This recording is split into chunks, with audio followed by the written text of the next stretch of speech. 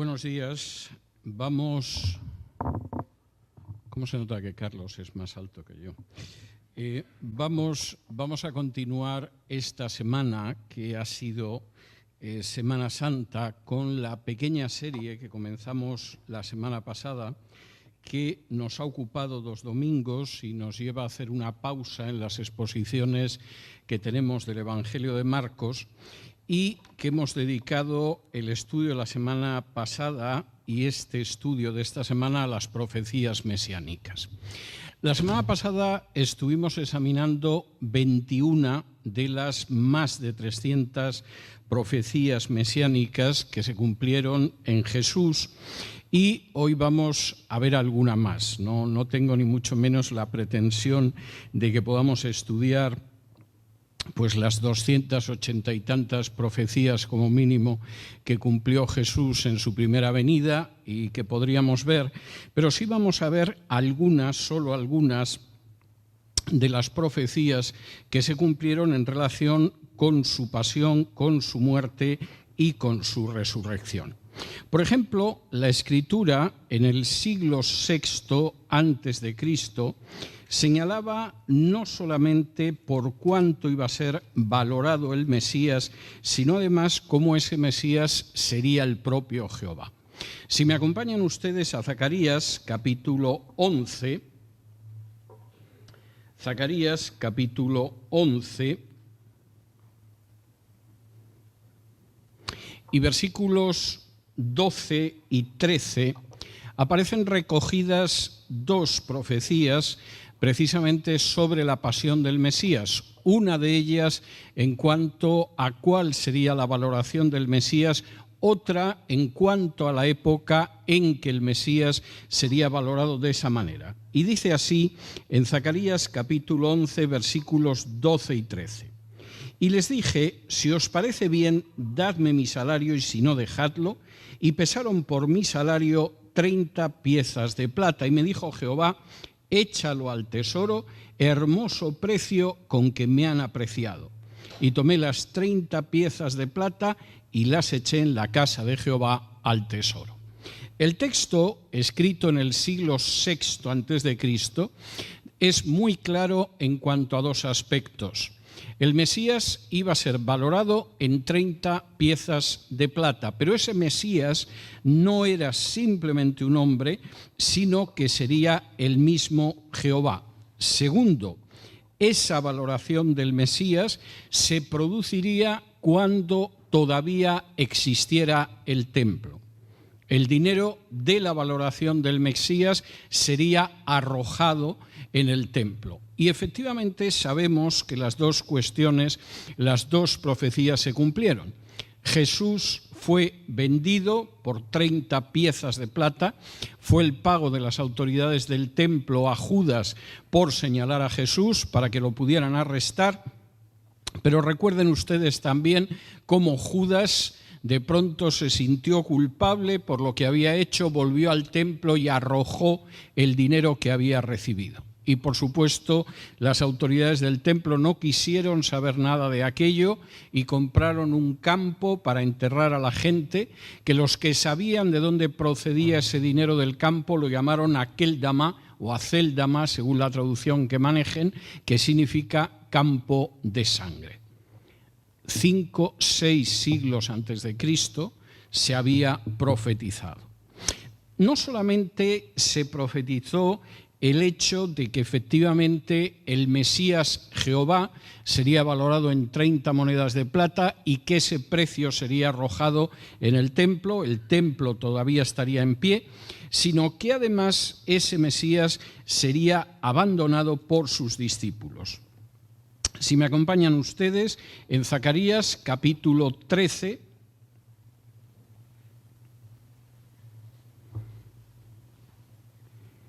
y versículo 7,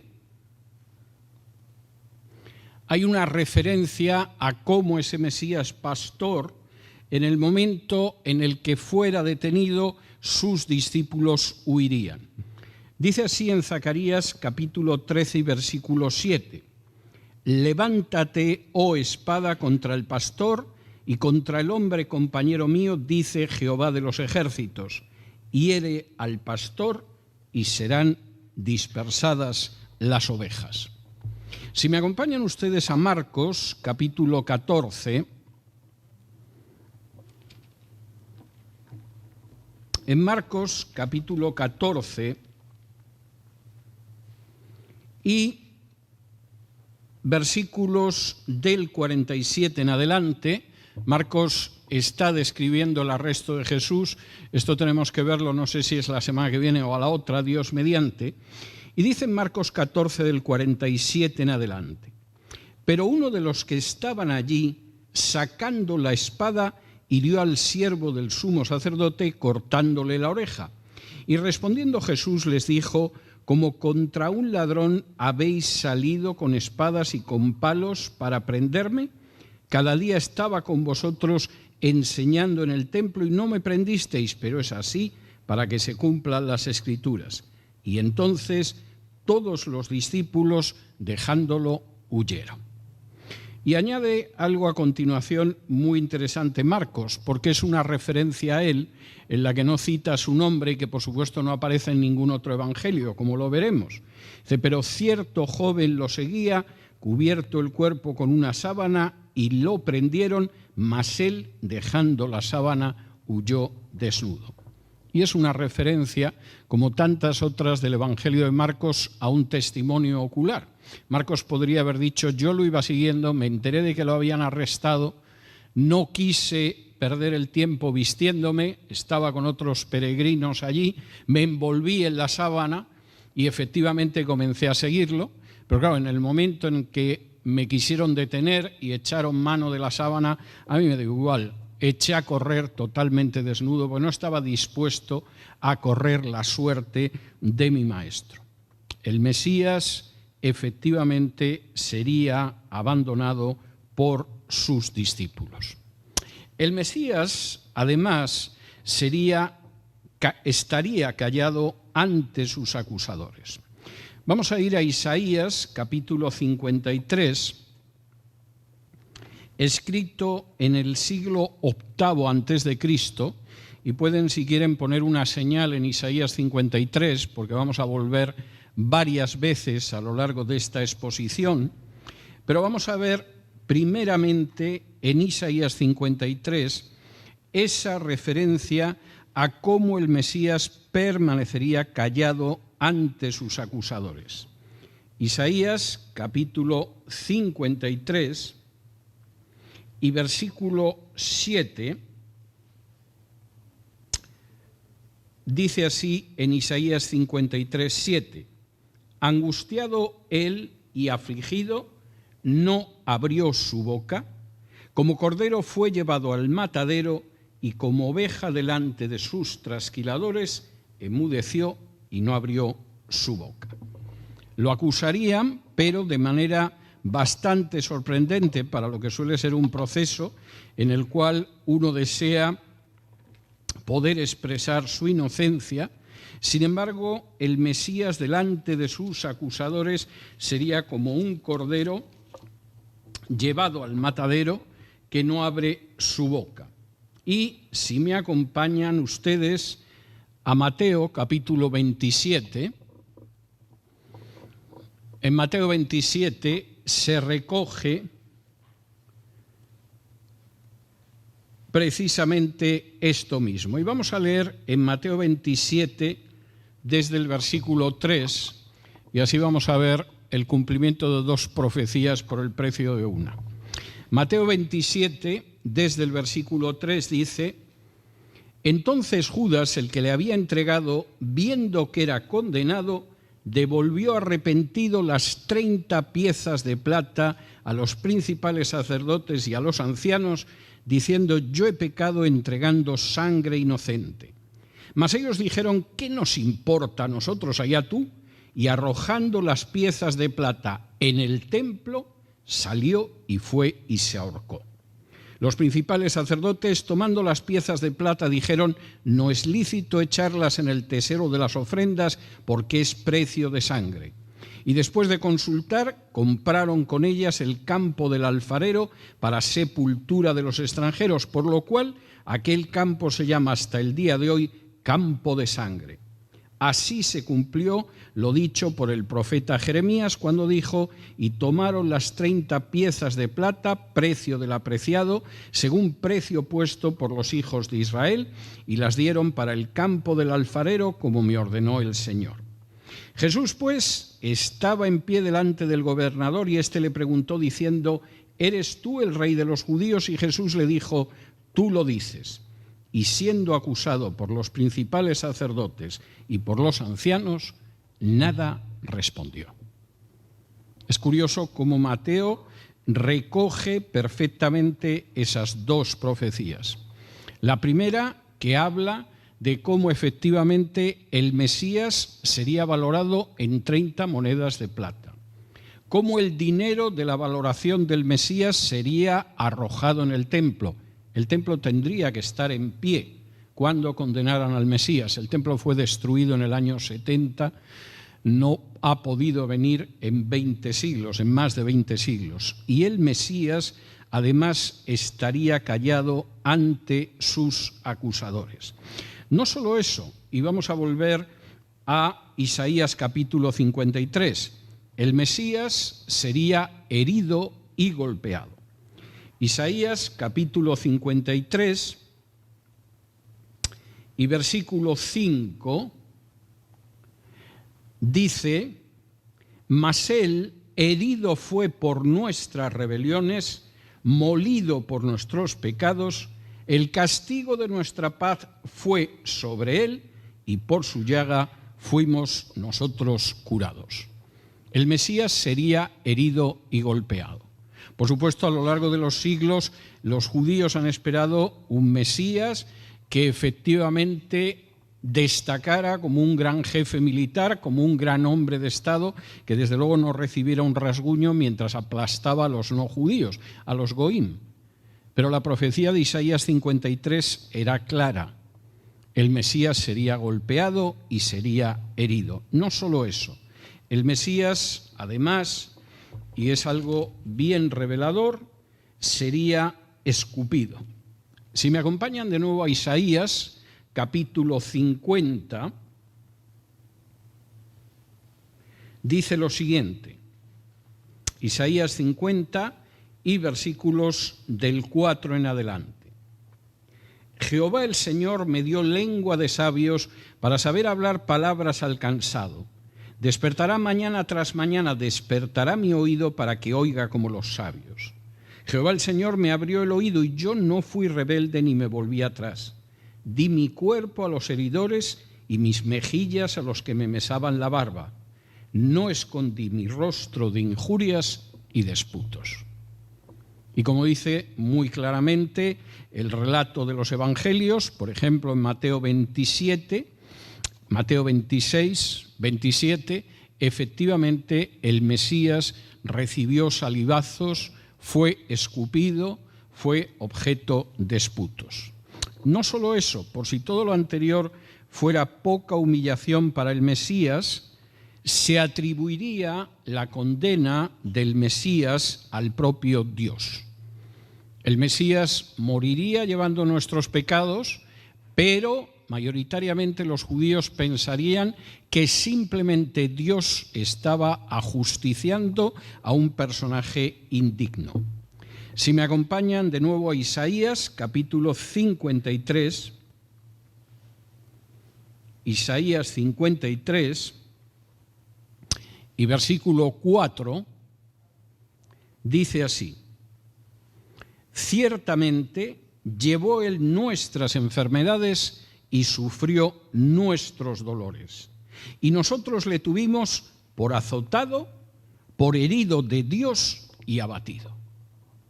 Cuando el Mesías de pronto llevara sobre sí la carga del pecado, cuando sufriera el dolor propio del castigo por los pecados de los hombres, ¿cuál sería la reacción del pueblo judío?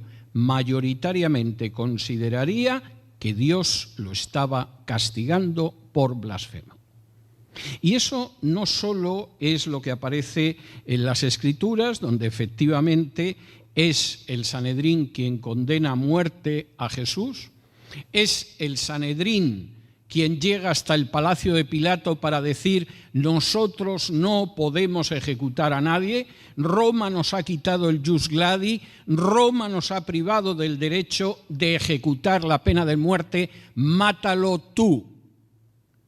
Y cuando Pilato insiste en yo no encuentro ninguna falta en este hombre, ellos dicen: se ha proclamado rey y nosotros solo tenemos como rey a César, tienes que ejecutarlo. Y no crean que es simplemente la actitud de aquel Sanedrín del siglo I. En el Talmud, cuando se describe precisamente la muerte de Jesús, se da la inmensa jactancia de decir que nuestros dirigentes espirituales mataron a Jesús en Pascua, no atribuyen la muerte a Pilato, no culpan al gobernador romano de haber ejecutado a Jesús, reconocen que nuestros dirigentes fueron los causantes de la muerte de Jesús y dicen: y estuvo muy bien hecho porque extraviaba al pueblo. Es tremendo, pero lo cierto es que lo que Isaías escribió en el siglo VIII a.C. se cumplió de manera meticulosamente matemática en el siglo I. Y siglos después, cuando se redactara el Talmud, el libro sagrado del judaísmo, por encima de la propia Biblia, la interpretación que habría sería muy clara. Nuestras autoridades mataron a Jesús e hicieron muy bien, porque extraviaba al pueblo de Israel. De modo que, como dice aquí Isaías, lo tuvimos por herido por Dios. Si sus representantes en la tierra, si el Sanedrín lo condenó a muerte, ¿cómo hubiéramos podido creer otra cosa? El Antiguo Testamento también dice la manera en que iba a morir el Mesías. Y lo dice 1000 años antes del nacimiento de Jesús. Y lo dice de una manera que no encaja en absoluto con las formas de muerte propias de Israel. Si ustedes recuerdan, las formas de muerte que se daban en Israel fundamentalmente era la lapidación. Cuando había que matar a alguien, se apedreaba a esa persona hasta que moría. Era la forma habitual de ejecución de pena de muerte. Si aquella gente hubiera mirado a los pueblos de alrededor, las formas de muerte variaban algo, pero también eran formas concretas. Por ejemplo, el empalamiento. Los asirios disfrutaban empalando a la gente. Introducías un poste afilado por el ano de una persona, lo sentabas sobre el poste y aquello entraba hasta el pecho y seguramente la persona estaba colgando ahí durante días en una agonía espantosa hasta que finalmente moría.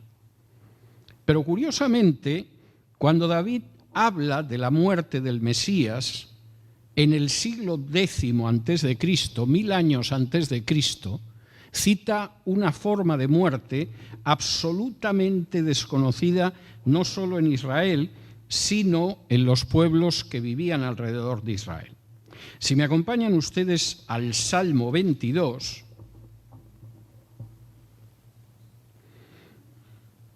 en el Salmo 22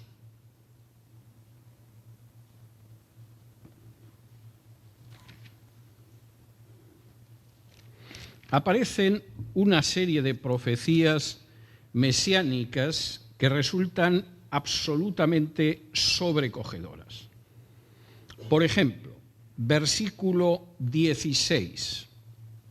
Porque perros me han rodeado, me ha cercado cuadrilla de malignos, horadaron mis manos y mis pies. ¿Qué tipo de muerte es aquella en la que a una persona le taladran las manos y los pies? Nosotros sabemos que es una referencia clara a la crucifixión. Cuando los discípulos le dicen a Tomás, el Señor ha resucitado, ha estado aquí, Tomás les dice inmediatamente, bueno, yo cuando vea lo que tiene en el costado y pueda meter la mano, y cuando pueda meter el dedo en las llagas de las manos, me creo que ha resucitado. Era una forma de muerte desconocida 10 siglos antes de Cristo. Nadie crucificaba. Y por supuesto pensar en matar a alguien taladrando, horadando las manos y los pies era impensable. Y David escribe hablando de los sufrimientos del Mesías que dicen, me han taladrado las manos y los pies. Y la profecía se cumplió de una manera verdaderamente matemática. Pero no solo eso. Versículo 17 de este mismo Salmo 22. Contar puedo todos mis huesos, entre tanto ellos me miran y me observan. 2 profecías en un versículo. Los huesos no serían quebrados, como es muy habitual en muchas formas de ejecución, sino que podría contar sus huesos incólumes. Y además habría gente que lo estaría viendo y que lo estaría observando mientras moría. Una profecía más, versículo siguiente, versículo 18. Repartieron entre sí mis vestidos y sobre mi ropa echaron suertes. Y ustedes saben cómo cuando llevaron a Jesús hasta el Calvario, para matarlo taladrando sus manos y sus pies, mientras la gente veía aquel suplicio, porque era una forma de ejecución pública, se encontraron con que, como en todos los casos de condenados, se repartieron la ropa del reo. Pero la túnica de Jesús era de una sola pieza. Y daba pena desgarrar una túnica de una sola pieza. Y los soldados se jugaron, muy posiblemente a los dados, la túnica de Jesús. Con lo cual la doble profecía que aparece aquí en el Salmo 22 se cumplió. Se repartieron mis vestiduras, pero también se jugaron mi túnica. Escrito en el siglo X antes de Cristo. Hay casi media docena de profecías en 3 versículos de un solo salmo. No solo eso, no solo es que además se daría la circunstancia de que el Mesías moriría con las manos y los pies taladrados, que lo haría delante de gente que comentaría su muerte, que los que le daban muerte, por un lado se repartirían las vestiduras, pero una de las prendas se la jugarían para ver quién se quedaba con ello, sino que además el Mesías moriría como un delincuente y al lado de delincuentes. Si me acompañan de nuevo a Isaías, capítulo 53, en Isaías, capítulo 53, vuelve a hacerse esa referencia. Isaías, capítulo 53 y versículo 9, dice, y se dispuso con los impíos su sepultura, mas con los ricos fue en su muerte. Lo cual parece una especie de juego enigmático de palabras. En este texto escrito escrito en el siglo VIII antes de Cristo, pero la realidad es que lo que dice aquí son las circunstancias de la muerte del Mesías Jesús. Se dispuso su muerte, su ejecución con delincuentes. Lo ejecutaron al lado de 2 bandidos. ¿Pero con quién estuvo en la muerte? ¿Con delincuentes? No. Con ricos. ¿Por qué? Porque ustedes recordarán que cuando José de Arimatea pidió el cuerpo de Jesús junto con Nicodemo, lo depositaron en una tumba nueva que jamás había sido utilizada, que estaba en un jardín de Jerusalén y que era propiedad del rico José de Arimatea. Leyéndolo 8 siglos antes de Cristo, uno se preguntaría cómo es posible que decidan que mueras con delincuentes y luego estés con ricos en la tumba. Pero con la profecía cumplida es mucho más fácil ver la profecía. Y efectivamente se dispuso su ejecución con delincuentes, pero durante el breve tiempo que duró su muerte estuvo con ricos, en la tumba de un hombre rico que se llamaba José de Arimatea. No solo eso, además el Mesías, y esto es bastante importante, oró por aquellos que le habían dado muerte. Isaías 53 y versículo 12 dice así: Por tanto, yo le daré parte con los grandes y con los fuertes repartirá despojos, por cuanto derramó su vida hasta la muerte y fue contado con los pecadores, habiendo él llevado el pecado de muchos y orado por los transgresores. Cuando Jesús estaba clavado en la cruz, dando ejemplo de lo que eran ciertamente sus enseñanzas, el Mesías Jesús no maldijo a los que lo estaban ejecutando. No los culpó, no los amenazó de un justo castigo, sino que dijo: Padre, perdónalos porque no saben lo que hacen. O como dice aquí, en su muerte oró por los transgresores. 8 siglos antes de Cristo. El Mesías, otra profecía más, el Mesías sería rechazado por su propio pueblo. Siglos esperando al Mesías, uno esperaría una acogida espectacular de su pueblo, y sin embargo la profecía de Isaías 53 es muy clara en el sentido de que sería rechazado mayoritariamente por el pueblo judío. Isaías capítulo 53, versículos del 1 al 3 dice: ¿Quién ha creído a nuestro anuncio y sobre quién se ha manifestado el brazo de Jehová? Subirá cual renuevo delante de él y como raíz de tierra seca. No hay parecer en él ni hermosura. Lo veremos, mas sin atractivo para que lo deseemos. Despreciado y desechado entre los hombres, varón de dolores experimentado en quebranto, y como que escondimos de él el rostro. Fue menospreciado y no lo estimamos. Habrá un día en que llegará el Mesías, escribe aquí Isaías. ¿Y qué pasará cuando llegue el Mesías? El pueblo de Israel enloquecerá de gozo, lo seguirá, lo proclamará. No. El Mesías va a ser un Mesías siervo, y ese no es el Mesías que nos gusta. El Mesías siervo se da la circunstancia de que lo vamos a despreciar y desechar. Esconderemos de él el rostro, lo menospreciaremos y no lo estimaremos. Porque no es el Mesías que nosotros queremos. Queremos un Mesías que aplaste, en la época de Jesús, a Roma, en otras épocas a otros pueblos, y que efectivamente nos imponga sobre el resto del género humano. Somos superiores. El Mesías tiene que actuar de acuerdo con nuestra superioridad. Pero el Mesías no vendrá así, va a ser un varón de dolores, experimentado en quebranto, y cuando lo veamos miraremos para otro lado y no lo estimaremos. Simplemente no es el Mesías que nosotros queremos, y si no es el Mesías que nosotros queremos, no lo queremos.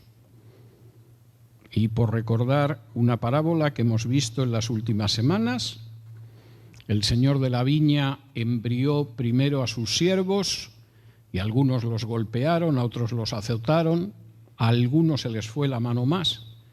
Y cuando envió a su hijo dijeron: no, la viña va a estar en nuestras manos, de manera que mataron también a su hijo.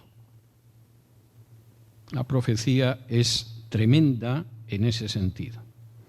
El Mesías no solo es que sería rechazado por el propio pueblo de Israel, sino que además el Mesías sería objeto de un odio absolutamente injusto, porque no merecería que lo odiaran de esa manera.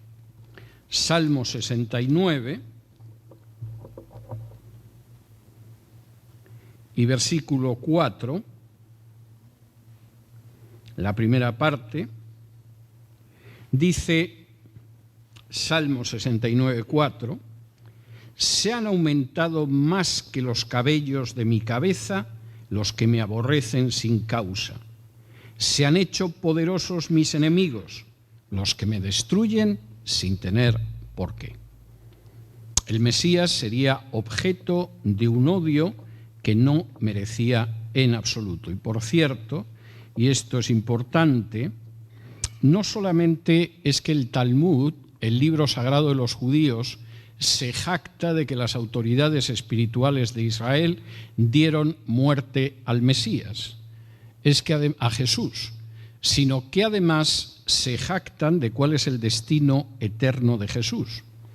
¿Y cuál es el destino eterno de Jesús? Según el Talmud, está en la Gehenna eternamente, sufriendo tormento en medio de excrementos que están en ebullición.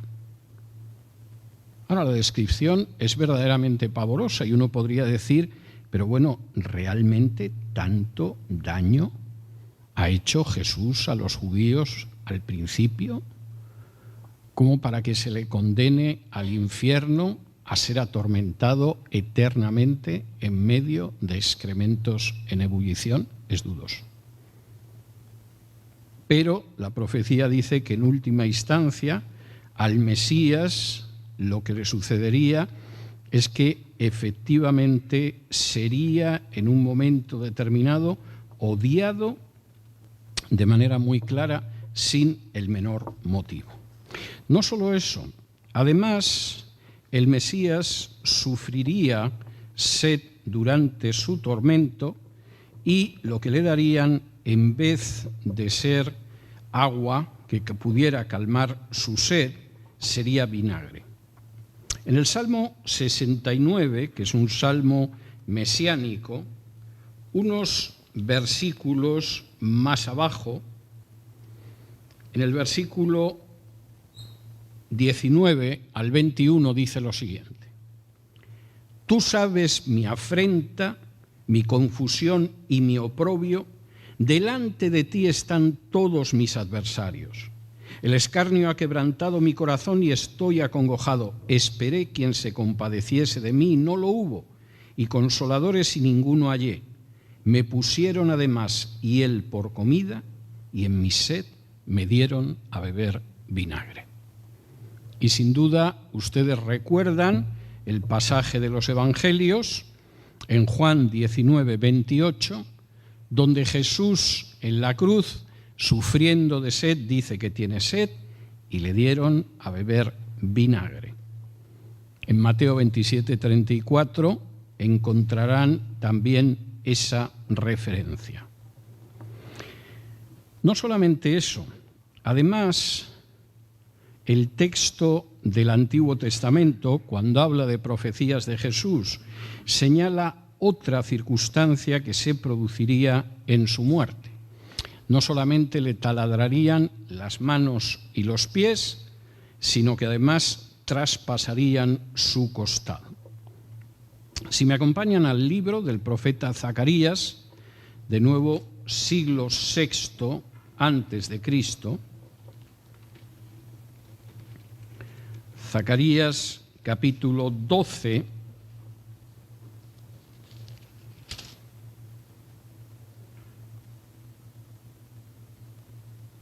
y versículo 10, está hablando Jehová, el mismo Jehová, y dice en Zacarías 12:10: «Y derramaré sobre la casa de David y sobre los moradores de Jerusalén espíritu de gracia y oración, y mirarán a mí, a quien traspasaron». ¿Cuándo se cumple esta profecía? Porque hay gente que piensa que esta profecía se va a cumplir en algún momento del lejano futuro. Y en fin, ahí aparece el Estado de Israel, Vladimir Putin, los chinos, Donald Trump jugando al golf, en fin, dentro de todo este tipo de interpretaciones ridículas de la profecía bíblica. La Biblia dice cuándo se cumplió. Si me acompañan a Juan, capítulo 19,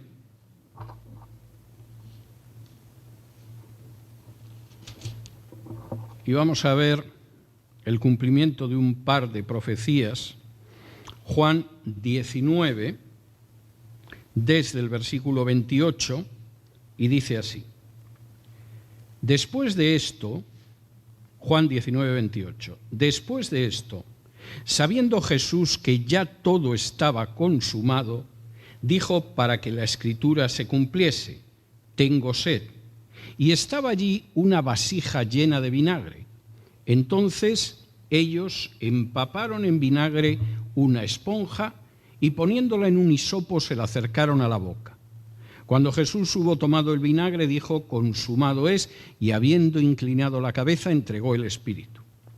Entonces los judíos, por cuanto era la preparación de la Pascua, a fin de que los cuerpos no quedasen en la cruz en el día de reposo, pues aquel día de reposo era de gran solemnidad, rogaron a Pilato que se les quebrasen las piernas y fuesen quitados de allí.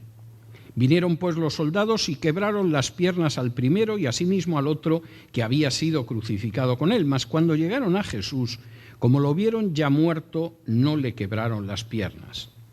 Pero uno de los soldados le abrió el costado con una lanza y al instante salió sangre y agua, y el que lo vio da testimonio y su testimonio es verdadero. Y él sabe que dice verdad para que vosotros también creáis. Porque estas cosas sucedieron para que se cumpliese la Escritura. No será quebrado hueso suyo. Y también otra Escritura dice, mirarán al que traspasaron. 6 siglos antes de Cristo. Pero el costado del Mesías, que era el mismo Jehová encarnado, sería traspasado. No solamente eso, y esto es tremendamente importante, la muerte del Mesías no solo sería el cumplimiento de profecías, no solo sería un ejemplo de conducta, la muerte del Mesías tendría un carácter, una categoría, una impronta expiatoria. Volvamos otra vez a Isaías capítulo 53, donde habrán visto ustedes que se cumple toda una antología de profecías mesiánicas que hemos ido viendo, siglo VIII antes de Cristo. En Isaías capítulo 53, además se señala cómo esa muerte del Mesías tendría un carácter expiatorio.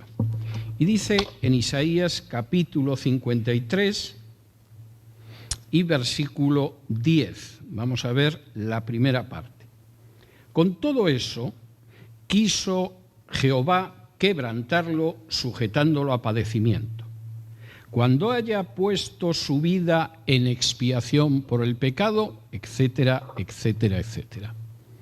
La vida del Mesías será la expiación del pecado. Ninguno de nosotros podemos alcanzar la salvación por nuestras obras, por nuestros méritos, o llevando imágenes por las calles en Semana Santa. O, como me ha tocado ver estos días, a un sacerdote diciendo que la vía para entrar en el cielo era rezar el rosario. Teniendo en cuenta que el rosario lo trajeron copiándolo de los musulmanes, los caballeros cruzados, bien superado el 10º siglo después de Cristo, en los primeros 1000 años de historia del cristianismo no sé cómo podía salvarse la gente si la puerta para entrar al cielo es el rosario.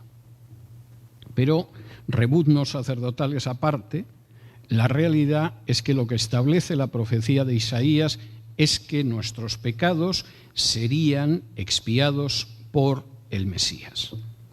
No solamente eso, y esto es enormemente importante, el Mesías resucitaría. Isaías 53, versículo 10, Con todo eso Jehová quiso quebrantarlo, sujetándolo a padecimiento. Cuando haya puesto su vida en expiación por el pecado, verá linaje, vivirá por largos días y la voluntad de Jehová será en su mano prosperada. No dice que vivirá, pondrá su muerte en expiación y se quedará muerto, sino que cuando haya puesto su vida en expiación por el pecado, después de eso, verá la vida. Volverá a la vida, resucitará. Voy a citar 2 profecías más, pero insisto, estamos hablando de multitud de profecías que se cumplen en el Mesías. El Mesías sería la piedra sobre la que se levantaría la Iglesia.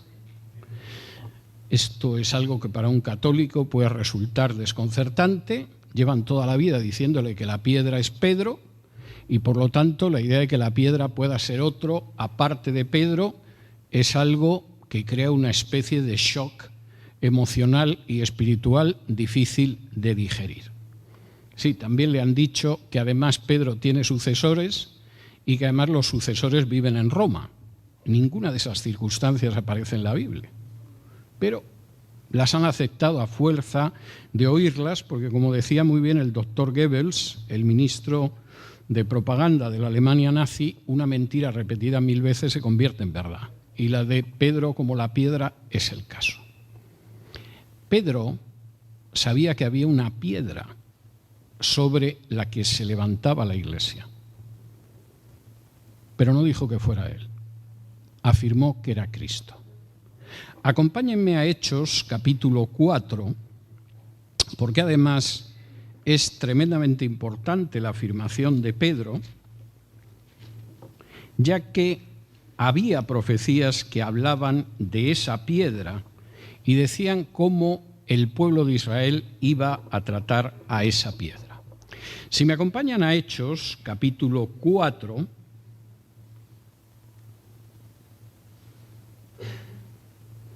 y vamos a leer desde el versículo 9, dice así, Hechos 4, del 9 en adelante. Aconteció al día siguiente que se reunieron en Jerusalén los gobernantes, los ancianos y los escribas, y el sumo sacerdote Anás y Caifás y Juan y Alejandro, y todos los que eran de la familia de los sumos sacerdotes, y poniéndolos en medio les preguntaron, ¿con qué potestad o en qué nombre habéis hecho vosotros esto? Entonces Pedro, lleno del Espíritu Santo, les dijo, gobernantes del pueblo y ancianos de Israel, puesto que hoy se nos interroga acerca del beneficio hecho a un hombre enfermo, de qué manera éste haya sido sanado, sea notorio a todos vosotros y a todo el pueblo de Israel que en el nombre de Jesucristo de Nazaret, a quien vosotros crucificasteis y a quien Dios resucitó de los muertos, por él este hombre está en vuestra presencia. Este Jesús es la piedra reprobada por vosotros los edificadores, la cual ha venido a ser cabeza del ángulo, y en ningún otro hay salvación, porque no hay otro nombre bajo el cielo dado a los hombres en que podamos ser salvos. La afirmación de Pedro es tremenda. Han curado a un hombre, los llevan delante del Sanedrín, pero vosotros, ¿por qué habéis tenido que curar a este hombre? Y Pedro, quizá con cierta ironía, dice, también es curioso que tengamos que comparecer ante el tribunal del Sanedrín por haber hecho bien a alguien. Pero ya que nos estáis preguntando cómo este hombre ha sanado y cómo está bien, os vamos a decir cómo ha sido. No ha sido en nuestro nombre. Ha sido en el nombre de Jesús al que vosotros crucificasteis. Sí, ya sé que es muy fácil echarle el muerto, nunca mejor dicho, a Pilato. Pero vosotros y nosotros sabemos que la culpa de la crucifixión de Jesús es vuestra. Vosotros lo crucificasteis, pero Dios lo resucitó. ¿Y quién es Jesús? Como dice el Salmo 118, la piedra que rechazaríais. ¿Y qué es esa piedra? La piedra sobre la que se levanta el edificio de la Iglesia. ¿Y por qué no puede ser otro? Y no puede ser Pedro ni cosa parecida. por la sencilla circunstancia de que no existe otro nombre dado bajo el cielo por el que podamos ser salvos más que el nombre de Jesús. Y habrá gente que diga, no, mi iglesia. Apúntese a mi iglesia, a mi secta, a mi congregación, a lo que sea, que ese es el camino de salvación. Si alguien dice eso, está mintiendo. Y su mensaje es un mensaje profundamente anticristiano. Porque lo que enseña la palabra es que no hay otro nombre en el cielo por el que podamos ser salvos más que el nombre de Jesús. No el de una organización, no el de una iglesia, no el de una secta, no el de un club religioso, no el de gente que dice que desciende de Pedro y que desciende de Pedro como yo del Dalai Lama. No.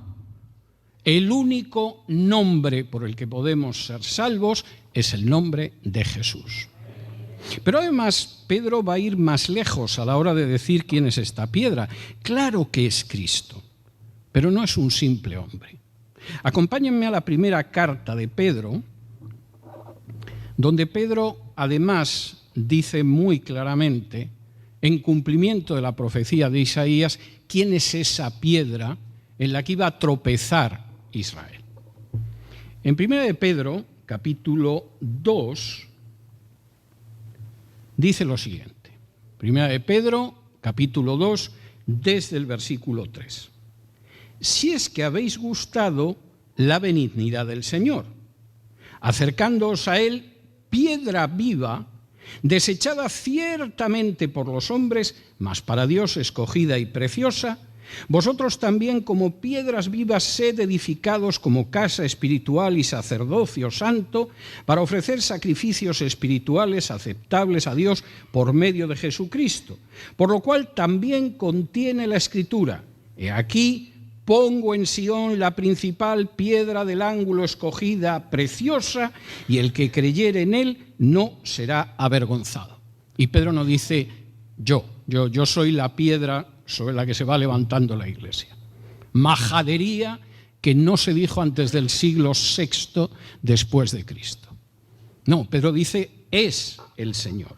Y además es el Señor en cumplimiento de una profecía que efectivamente habla de esa piedra que rechazaron los edificadores. Y sigue, versículo 7. Para vosotros, pues, los que creéis, Él es precioso, pero para los que no creen, la piedra que los edificadores desecharon ha venido a ser cabeza de ángulo y piedra de tropiezo y roca que hace caer, porque tropiezan en la palabra, siendo desobedientes, a lo cual también fueron destinados. Cualquiera de ustedes que vaya a Isaías 8, 14, 15, que es la profecía que aquí aparece en el versículo 8, piedra de tropiezo y roca que hace caer, verán que esa piedra es el mismo Jehová. Y lo que dice aquí Pedro es verdaderamente tremendo, porque él ha visto el cumplimiento de la profecía. La Biblia dijo que vendría una piedra y los que tendrían que estar en ese edificio la rechazarán. Pero eso no abortará el propósito de Dios, porque esa piedra se convertirá en la pieza de ángulo, en la piedra angular sobre la que se levanta el edificio de la iglesia. Y es verdad que para muchos será piedra de tropiezo y roca que hace caer, como profetizó Isaías 8. Pero para aquellos que crean en Él, para aquellos que crean en ese Mesías, será el camino de salvación, porque no hay otro nombre bajo el cielo dado a los hombres en el que podamos ser salvos. Y ciertamente, las profecías mesiánicas, de las que hemos visto aproximadamente unas 40, en estas 2 semanas lo indican con toda claridad. Podríamos seguir durante bastantes semanas enhebrando más profecías, pero yo creo que entre las de la semana pasada y las de estas es obvio. El Mesías vendría como ser humano de la estirpe de Abraham. A través de Abraham por Isaac, a través de Isaac por Jacob, a través de Jacob por Judá, a través de Judá por Isaí, a través de Isaí por David. Nacería justo en el momento en que quien tuviera el cetro sobre Israel por primera y única vez en la historia no fuera de la tribu de Judá, el rey Herodes. No ha habido otro. Nacería precisamente para manifestarse al inicio de la semana 70, en el año 26-27 después de Cristo, y moriría a la mitad de la semana 70, en el año 30 después de Cristo. Nacería en Belén, como dice Miqueas. Los hijos de su madre no creerían en él. Y si el Mesías supuestamente tuvo una madre que no tuvo más hijos, es que ese no es el Mesías. Porque el Salmo deja establecido que los hijos de su madre no creerían en él, y efectivamente, como lo muestra el Evangelio de Juan, sus hermanos no creyeron en él hasta después de la resurrección. Sería rechazado por el pueblo de Israel, sería acusado sin causa. La gente que lo viera consideraría que era el mismo Dios quien lo juzgaba, porque lo condenaron las autoridades religiosas de su época, y lo escupirían, lo torturarían, lo herirían, le darían la muerte de un delincuente, aunque en la tumba acabara en la tumba de alguien rico. Pero la muerte no podría sujetarlo. Y como había profetizado Isaías, después de poner su vida en expiación por el pecado, volvería a ver la vida. Y hoy recordamos eso de una manera especial, porque es Domingo de Resurrección. En algunas iglesias la gente se saluda el Domingo de Resurrección diciendo Cristo ha resucitado, y quien escucha el saludo le dice en verdad ha resucitado. Y es lo mismo que nosotros podemos decir hoy. Cristo ha resucitado, en verdad ha resucitado. Vamos a orar. Padre nuestro, te damos muchas gracias por esta hermosa mañana de domingo. Te damos gracias porque nos podemos dirigir a ti en oración. Te damos gracias porque te hemos podido alabar.